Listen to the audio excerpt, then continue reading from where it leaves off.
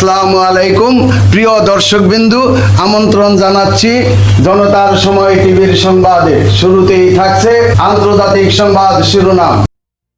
শিক্ষার্থীদের মাদক মামলায় ফাঁসানোর হুমকি মুম্বাই পুলিশের। এবার দেখবেন বিস্তারিত।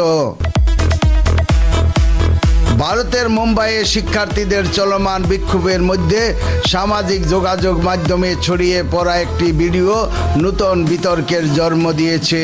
ভিডিওটি মুম্বাই কংগ্রেসের এক্স সাবেক টুইটার অ্যাকাউন্টে প্রকাশ করা হয়েছে। এতে দেখা যায় পুলিশের পোশাক পরা এক সদস্য বিক্ষোভে অংশ নেওয়া কয়েকজন শিক্ষার্থীকে ফের আন্দোলনে এলে মিথ্যা মাদক মামলায় ফাঁসানোর হুমকি দিচ্ছেন। গত কয়েকদিনে ককরোচ জনতা পার্টি সিজেপির ডাকে মুম্বাইয়ের শিবাজি পার্ক, চেম্বুর ও আজাদ ময়দান সহ বিভিন্ন এলাকায় বিপুল সংখ্যক শিক্ষার্থী ও সাধারণ মানুষ বিক্ষোভে অংশ নেন। ভাইরাল ও এই ভিডিওতে দেখা যায় একটি পুলিশ ভ্যানে কয়েকজন তরুণকে বসিয়ে রাখা হয়েছে। ধারণা করা হচ্ছে তাদের বিক্ষোভস্থল থেকে আটক করা হয়েছিল। সামনের আসনে বসা এক পুলিশ সদস্য তাদের বাড়ি ফিরে যেতে এবং আর কখনো বিক্ষোভে না আসতে বলেন।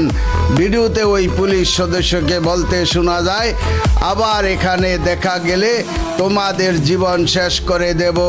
এরপর তিনি আরো বলেন, তোমাদের ব্যাগে 50 গ্রাম মাদক রেখে মিথ্যা মামলা দেব, তখন সারা জীবন শেষ হয়ে যাবে।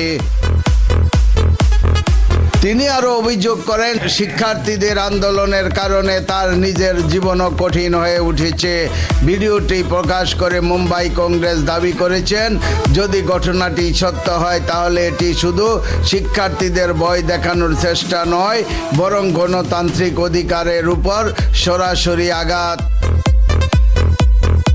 দলটির বক্তব্য, প্রতিবাদ করা কোনো অপরাধ নয়, শিক্ষার্থীদের প্রশ্নের জবাব ও জবাবদিহিতার মাধ্যমে দেওয়া উচিত, হুমকি দিয়ে নয়।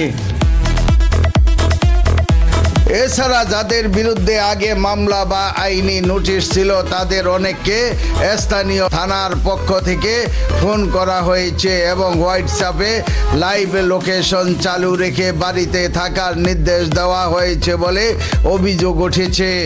আরও অভিযোগ, ভারতীয় নাগরিক সুরক্ষা সংহিতা BNSS এর 35(3) ধারার আওতায় কিছু শিক্ষার্থীকে ভোরবেলায় মেসেজিং অ্যাপের মাধ্যমে নোটিশ পাঠিয়ে আগের বিক্ষোভের বিষয়ে জিজ্ঞাসাবাদের জন্য হাজির হতে বলা হয়েছে। প্রিয় দর্শকবিন্দু, আজকের প্রতিবেদন এই পর্যন্তই শেষ করছি আমি মনসুর রহমান পাশা, জনতার সময় টিভি। আল্লাহ হাফেজ।